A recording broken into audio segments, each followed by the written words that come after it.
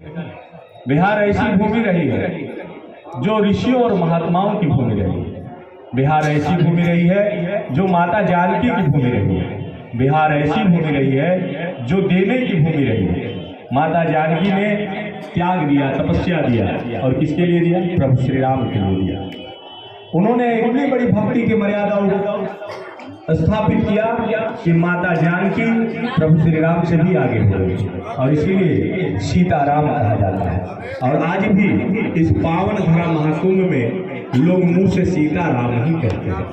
तो हमारी भी भूमि बहुत बड़ी भूमि है। हम किसी से भाई ये सब तो अपना भारत भूमि है, और हम तो अखंड भारत की बात करते हैं। और जहाँ तक सनातनी है, हमारा प्रयास होना चाहिए कि अखंड भारत की इस यात्रा को और बढ़ाए, क्योंकि आज सौभाग्य है कि आज जो ये डिजिटल महाकुंभ जो देश और दुनिया के अंदर भारत की आध्यात्मिक विरासत को प्रस्तुत करने का काम कर रहा है, देश और दुनिया को भारत के विश्व गुरु होने का प्रमाण देने का काम कर रहा है।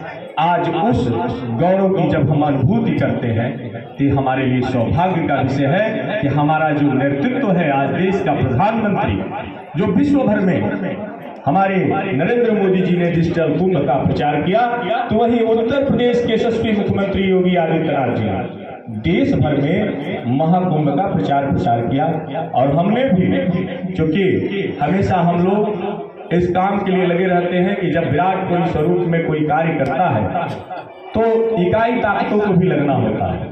और इसी को देखते हुए जब मैं देखा कि 2025 का डिजिटल महाकुंभ इतना विराट होने जा रहा है, तो हमने भी छपरा में पंचायत के हर गांवों से लेकर नगरों के हर वार्डों तक लगभग 300 से ऊपर बैठक किया और लोगों को प्रेरित किया कि आप महाकुंभ में आइए। और देखने को मिल रहा है कि हमने तो नारा दिया था कि छपरा को केंद्र बनाएंगे, पूरा बिहार नहवाएंगे, लेकिन अब नहवाते नहवाते ये आ गया है कि छपरा को केंद्र बनाएंगे, पूरा बिहार नहवाएंगे। अब भारत भी नहा रहा है, यानी भारत के अन्य हिस्सा से भी लोग आ रहे हैं, क्योंकि छपरा वाले भारत के भर में जहाँ जहाँ उनके रिश्तेदार नातेदार है, गुजरात है, राजस्थान है, छत्तीसगढ़ है, हर जगह से लोग आ रहे हैं। और हमने कहा कि भाई ठीक है, जितनी प्रभु की कृपा है और जितना हमारा सामर्थ्य है, ये निःशुल्क व्यवस्था निरंतर चलती रहे।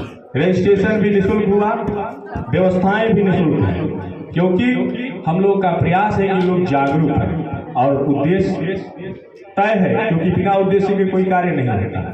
आप भी नहाने के लिए आई हैं तो उद्देश्य है ना, छपरा से चल कर आई हैं तो सोची होगी कि गंगा यमुना में माता में डुबकी लगाएंगे, संतों की वाणी से माँ सरस्वती का दर्शन करेंगे, तो हम भी करा रहे हैं, तो उद्देश्य है। और उन्हीं उद्देश्यों के बारे में हमारा छोटा भाई रविकांत अभी बता रहा था। वो बता रहा था कि कैसे हम लोग इस कार्य को कर रहे हैं। लेकिन सर्वप्रथम, क्योंकि कुछ लोग हमें जानते हैं और कुछ लोग नहीं भी जानते होंगे, तो संक्षेप में अपना परिचय देते हुए आगे की ओर मैं बढ़ूंगा। मेरा नाम राणा यशवंत सिंह है और मैं रावण टोला छपरा का रहने वाला हूँ। जब 2007 में मैं यहाँ मेरे माता पिता ने पढ़ने के लिए इलाहाबाद यूनिवर्सिटी में भेजा, तो हमने डिसाइड कर लिया कि हमको राजनीति करना है। थोड़ा माता पिता को ठेस पहुंचा, क्योंकि वो चाहते थे कि आईएएस बने, लेकिन हमने कहा कि भाई हमारा मन तो आईएएस बनने का नहीं है। और वो लोग अंत में मेरी बात में मान गए और यहाँ हम सार्वजनिक जीवन में राजनीति करने लगे। और इसीलिए मैं युवाओं को कहता हूँ कि माता पिता से ये डिसाइड करवा लीजिए कि आपको किस क्षेत्र में जाना है। दबाव में कोई निर्णय न लीजिएगा, नहीं ना आप अपनी रुचि को अंजाम तक पहुंचा पाइएगा, ना माता पिता की ही जो लक्ष्य है उसको पहुंचा पाइएगा।